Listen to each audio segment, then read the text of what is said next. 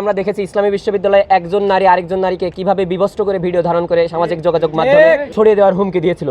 সেই একই কায়দায় গুটি কয়েক ছাত্রলীগের স্পষ্ট চিহ্নিত কয়েকটা কর্মী যারা বড় ভাইদের পা চাটতো, তারা এখন ছাত্র দলের বড় ভাইদেরকে উদ্দেশ্য করে এবং ছাত্র দলের বড় ভাইদেরকে সমালোচিত করার উদ্দেশ্যে ছাত্র দলের বড় ভাইদের ওই সংগঠনের ভিতরে যে তারা এখন নিজেদেরকে ছাত্র দলের কর্মী হিসাবে পরিচয় দেয়। তারা যদিও আগে ছাত্রলীগ করতো এবং এই পরিচয় বহন করে তারা ক্যাম্পাসে বিভিন্ন ক্যাম্পাস হলে বিভিন্ন অরাজকতা সৃষ্টি করছে, আমরা দেখে আসছি।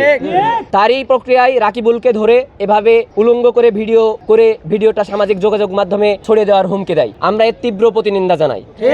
ছাত্রদল কর্তৃক শিক্ষার্থী নিপীড়নের প্রতিবাদে নিরাপদ ক্যাম্পাস নিশ্চিত করার লক্ষ্যে আমরা 4 দফা দাবি জানাচ্ছি। প্রিয় সহপাঠী, শিক্ষক, কর্মকর্তা ও কর্মচারী, সাংবাদিক বৃন্দ, আপনারা জানেন গত 18 মে 2025 ঢাকা পলিটেকনিক ইনস্টিটিউটের লতিফলে ছাত্রদল কর্তৃক রাতভর একজন শিক্ষার্থীর উপর নিপীড়ন চালানো হয় এবং সেই সঙ্গে জোরপূর্বক আপত্তিকর ভিডিও ধারণের ঘটনা ঘটে। আমরা ঢাকা পলিটেকনিক ইনস্টিটিউটের শিক্ষার্থীরা এই বর্বর ঘটনার তীব্র নিন্দা ও প্রতিবাদ জানাচ্ছি। 24-এর গণ অভ্যুত্থান পরবর্তী বাংলাদেশে এ ধরনের ছাত্র নির্যাতনের ঘটনা আমাদেরকে নিষিদ্ধ ছাত্রলীগের ফ্যাসিবাদী আমলের বর্বরতা স্মরণ করিয়ে দেয়। সেই গণ অভ্যুত্থান ছিল সকল ধরনের বৈষম্য, নিপীড়ন এবং অনিরাপদ ক্যাম্পাসের বিরুদ্ধে এক ঐতিহাসিক প্রতিবাদ। কিন্তু বছর ঘুরতে না ঘুরতেই আবারও ক্যাম্পাসগুলো রূপ নিচ্ছে সন্ত্রাসীদের অভয়ারণ্যে। আমরা স্পষ্ট ভাষায় ঘোষণা করছি, গণ অভ্যুত্থান পরবর্তী বাংলাদেশে কোনো ধরনের ছাত্র নির্যাতন আমরা মেনে নেব না। যে বা যারা নিষিদ্ধ ছাত্রলীগের মতো ফ্যাসিবাদী কায়দায় রাজনীতি করতে চাইবে তাদের পরিণতও হবে ছাত্রলীগের মতোই। নিরাপদ ক্যাম্পাসের দাবিতে আমরা 4 দাবি পেশ করছি। 1. শিক্ষার্থীদের উপর হামলাকারীদের দ্রুত বিচার নিশ্চিত করতে হবে এবং তাদের ক্যাম্পাস থেকে স্থায়ীভাবে বহিষ্কার করতে হবে। 2. আবাসিক হলগুলো থেকে অছাত্রদের অপসারণ করে মেধাভিত্তিক নিয়মিত শিক্ষার্থীদের আবাসন নিশ্চিত করতে হবে। 3. ক্যাম্পাস ও আবাসিক হলগুলোতে শিক্ষার্থীদের নিরাপত্তা নিশ্চিতে সিসিটিভি ক্যামেরা স্থাপন ও পর্যাপ্ত লাইটিং এর মাধ্যমে শতভাগ মনিটরিং ব্যবস্থা চালু করতে হবে। 4. ক্যাম্পাস ও আবাসিক হলে নিষিদ্ধ ছাত্রলীগ ও তাদের ফ্যাসিস্ট দোসরদের চিহ্নিত করে যথাযথ ব্যবস্থা নিতে হবে।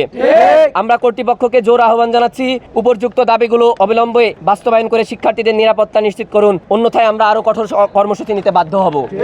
সেই সাথে আরো একটা কথা আমরা বলতে চাই, আপনারা জানেন ঘটনা শুধুমাত্র ঢাকা পলিটেকনিক ইনস্টিটিউটে ঘটেছে তা না। গতকাল কক্সবাজার এবং চট্টগ্রাম ধারাবাহিকভাবে এভাবে হামলা করা হয়েছে, যাদের প্রত্যেক জায়গায় অভিযোগ এসেছে ছাত্র দলের বিরুদ্ধে। আমরা 5 আগস্ট পরবর্তী বাংলাদেশকে ছাত্র দলকে আমরা আমাদের বন্ধু হিসেবে ভাবতাম, কিন্তু ছাত্রদল যদি তাদের সেই জায়গাটা থেকে সরে যে আমাদেরকে শত্রু হিসেবে ভাবতে থাকে, তাহলে আমরাও তাদেরকে শত্রু হিসেবে ভাবতে বাধ্য হব। আমরা চেয়েছিলাম 5 আগস্ট পরবর্তী বাংলাদেশে সকল দল মিলে আমরা একটি সুন্দর ক্যাম্পাস উপহার দেব, কিন্তু আপনারা দেখেন প্রতিনিয়ত সর্বপ্রথম কারিগরি ছাত্র আন্দোলন জুবায়ের ভাইয়ের উপর তাদের সন্ত্রাসী হামলা করে, দ্বিতীয়ত 3য় সেমিস্টারের একজন ছাত্র কিভাবে 7ম সেমিস্টারের সিনিয়র ভাইদের গায়ে হাত তোলার স্পর্ধা পায়, এই জবাব প্রশাসনকে দিতে হবে অবশ্যই। আমরা অবিলম্বে আমাদের 4 দফা দাবিগুলো বাস্তবায়ন করার জন্য বিনীতভাবে আহ্বান জানাচ্ছি প্রশাসনের নিকট।